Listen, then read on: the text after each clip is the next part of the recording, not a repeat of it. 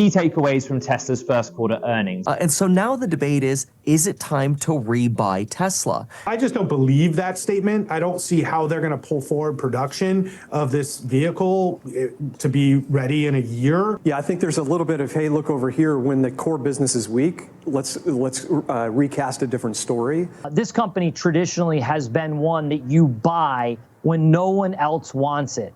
All that and more. So let's get to it. Tesla stock is up in the pre-market again today, sitting at 162.76. I've already abandoned my put position for the end of the week. I still got the one that's expiring next week, and I still have the 150 call that I'm selling that expires at the end of May. Not ready to buy that back just yet, because I definitely don't want to sell the shares, but I love the premium oh so much. Should the stock go up another 5%, I'm probably going to have to shell out that cash to keep my shares. You win some, you lose some, but you live. You live to fight another day. Has TSLA navigated these rough seas, and are there just clear skies ahead? Key takeaways from Tesla's first quarter earnings. 1. Tesla's accelerating plans for more affordable EVs based on a next-gen EV platform. Elon Musk said this could come as soon as later this year or early 2025, an update from the stated timeline of late 2025, and it's completely in line with what we reported Sunday night. Work's been going on for a while on the production process at the component level, but this is not just a single $25,000 new EV model. The Robotaxi, which will be unveiled on August 8th, is one of these models. I imagine another one of these models is a more compact version of the Model Y, possibly codenamed NV9. The reason why everyone's so up in arms about this thing is that it will increase growth all over the globe more than likely, especially if they can produce it faster than they can the Model Y. Wouldn't mind seeing some type of van come off of this line as well. 2. The future of Tesla is artificial intelligence and autonomy. Well, duh. They explicitly stated a purpose-built robotaxi is in the works, and Musk made an appeal to the investor base. If you don't believe in Tesla's autonomous driving goals, you should not be an investor in Tesla. He also appealed to investors to go out and try FSD for themselves. Don't let the door hit you. Well, you know how the rest goes. 3. The first quarter was super rough. Problems in the Middle East impacting shipping. Problems in Brandenburg impacting production, but those were short-lived and isolated. And what executives said was they have some confidence that those were one-time problems that won't extend into the current period or throughout the year. And by the way, that included competition from hybrids. Elon Musk saying it was pretty rough out there in terms of the marketplace for EVs, but things are improving. For as long as I've been investing in this company, something's been going on. What I've learned in this time period is that Tesla handles these adversities better than any of their so-called competitors. Now, past performance is not an indicator of future results, but there is something to be said from learning from these experiences. Well, Tesla out with first quarter results, clocking its first revenue drop in 4 years. The EV maker reported both a revenue and earnings miss, but the stock is soaring today after the company said it would accelerate the launch of more affordable vehicles. Despite today's pop, the stock right now down over 30% this year, and it's becoming popular in the options market. Tesla's short interest is up 30% from the beginning of the year. Here with more, we've got Kevin Paffrath, who is known as well as the popular YouTuber Meet Kevin, and a long-standing Tesla retail shareholder as well. If my memory serves me correctly, as of this morning, you've also trimmed your position recently. Take us into that decision-making, Kevin. So what I did before earnings and before we got our Q1 deliveries numbers is I thought this would be a perfect time to tax loss harvest some of those higher acquisitions of Tesla shares. So I sold down in March up to the earnings, which we just had yesterday. And so now the debate is it time to rebuy Tesla? And I think investors should be looking at 3 good things that we heard from Tesla and 5 bad. And I'll keep it short. I'll go through them quickly. Margins up in the face of price cuts. Amazing. Even with credits removed, this was a really good positive shocker. They've clearly got efficiency in manufacturing. And that's the reason you want to invest in Tesla. You're damn right. We got a very hope-filled Elon, which was also very good, and we have the hope of new vehicle models coming. Hope on the Elon front and hope on the new vehicle models. Yeah, I would admit Elon definitely seemed ready to play. Deflecting bad questions from notorious bears deftly, leaving no room for misinterpretation. Hopeful and eager about the future. This new vehicle lineup, Robotaxi will come first. But as we journey on this march of nines, there needs to be alternatives. There needs to be something that consumers can purchase. This will be a minefield that Tesla has to traverse. But since I've been investing in the company, it seems like a stroll in the park. But there was some bad, and so we kind of have to weigh the good and the bad here. One, we just added basically 9 lifts to our valuation. The ride-hailing company Lyft, we added 9 of them to our valuation overnight. Who gives a f***? What this company is worth has nothing to do with the valuations of the legacy auto, Uber, Lyft, who gives a f***? The enterprise value is what it is. And when you look in 2030, 2035, 2040, and then dial it back to now, input the information that you currently have, in my opinion, that's how Tesla should be evaluated. In my bear case, I have Tesla sitting around $315 per share. If Tesla jumped 50% from today, I would still be very, very bullish because of the enterprise value I give it in 2035.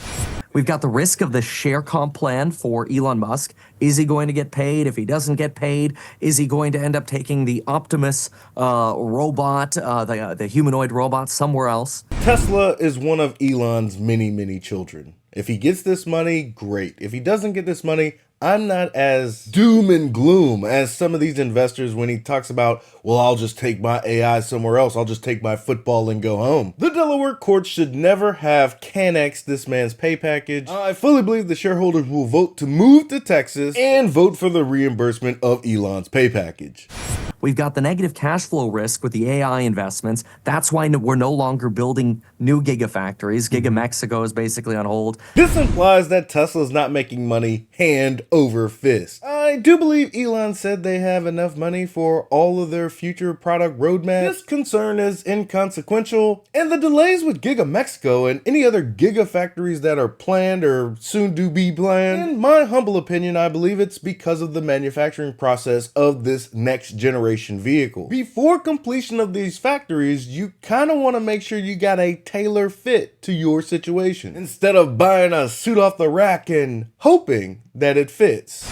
And we basically just took away the hope that the 4680 battery cells are truly the next greatest innovation, which is the same thing Elon did with Dojo. That, hey, we're doing our own servers, but now we're going to use NVIDIA chips. Hey, we're doing our own batteries. We're just going to use cheaper Chinese chips. So there are pros and cons here, and I'm sitting here wondering, is it time to rebuy? And I just haven't figured it out yet. 4680s, Dojo, these are hedges. These are things that are allowing Tesla to be independent, so to speak. In Tesla's eyes, they can never have too many batteries. And as far as Dojo is concerned, it was always a long call. If it worked, fine, but if not, we're going to be able to complete FSD regardless. And until Tesla abandons either of these projects, the juice must be still worth the squeeze if they're still pursuing it. The update that they gave today, this idea of the pull forward in the production here of the cheaper cars, the new vehicle lineup, is that enough for you? What kind of aggression do you need to see in the change of strategy? Well, I just don't believe that statement. I don't see how they're going to pull forward production of this vehicle to be ready in a year after they just laid off 15,000 people and a lot of factories and a lot of high quality individuals just lost their jobs. Oh, Ross. Just talking about how Tesla has laid off 15,000 workers, give or take, and how it's detrimental to the story of a growth company. As the company is growing, it's hiring more and more people constantly. But you don't hear about the hires. Oh no, 40% here, 40% here, 30% here. It's only the cuts that get the news media attention. People are losing their jobs, oh no! As Tesla disclosed, sometimes it is necessary to shed some of that dead weight. Despite those cuts, Tesla still has over 100,000 employees plus. It's not like Tesla is struggling to get individuals to work for their company. My application is still pending, by the way. Elon Musk defended the dip in EV growth yesterday after reporting lower than expected earnings. Take a listen. As people have seen, the EV adoption rate globally is under pressure, and a lot of other auto manufacturers are pulling back on EVs and pursuing plug-in hybrids instead. We believe this is not the right strategy, and electric vehicles will ultimately dominate the market. Elon also announcing that Tesla would be starting production of new affordable EVs by early 2025. A lot of investors cheering that news. Joining us right now is John McNeil. He is a DVX Ventures CEO and a former Tesla president. Good morning to you. Good morning. So tell us how we're supposed to think about this, because I think a lot of investors were both looking at both the sales piece, which is the decline and what's happening to EVs. The bulls are saying this is great news that the lower priced vehicle may be coming. Unclear what the timeline really looks like, because robotaxis are also apparently part of this. And then there's a CapEx piece of this, which is how much money they're actually going to spend to do this. It seems like they're pulling back a little bit on some of their sort of big plans to sort of completely remake these factories, and are sort of taking a middle path in terms of using some of the facilities they already have. Is that a decent summary of what's happened on that call? I think that's a decent summary. I think you had kind of two contrasts yesterday. You had the GM earnings before the market, and you had the Tesla earnings after the market. GM did a triple beat, and they are getting through their production issues and now ramping EVs, which I think creates demand challenges for Tesla, because there's so many now EV alternatives coming to market. With all of the EV alternatives, maybe I will purchase one of those instead of the best vehicle on the planet. Even if that's the case, I probably still will use Tesla's supercharging. And given that I've experienced FSD, I sure would hope one of these other legacy auto manufacturers, including GM, would let me use FSD. Oh man, there's a lot of variables here. I think I'll just stick with Tesla. For the investor, though, today, who's thinking about Tesla, do you have to think about it? And I think he's made the case. You have to think about it as an autonomous vehicle company long term to capture the valuations of where even Tesla sits in terms of the stock price today. Yeah, I think there's a little bit of, hey, look over here, when the core business is weak, let's recast a different story. I think there's a little bit of that going on for sure. Ever since I've been investing in the company, the core business, the automobile business, has been the large majority of why people like Tesla. But autonomy has always been a part of the plan. It may feel like a shift, especially when the EV industry is going through this cyclical downtrend. It's crazy, it's still growing, but a downtrend it seems to find itself in. You couple that with the AI boom that we are already deep inside. Think about it, all of the hard work that they had creating the hardware stack for FSD, all of the auto labeling, all of the tedious tasks that they needed to do. When they started laying off people from the AI department, you knew it wasn't because they were giving up on these ambitious goals. No, the technology was catching up. All of that hard work previously allowed Tesla to hit the ground running. They are racing in order to solve for a generalized solution in autonomous vehicles. The journey has been long and it's been arduous, but given where technology is today and how rapid it is growing into the future, Tesla would be foolish not to dedicate their energies to this grand opportunity.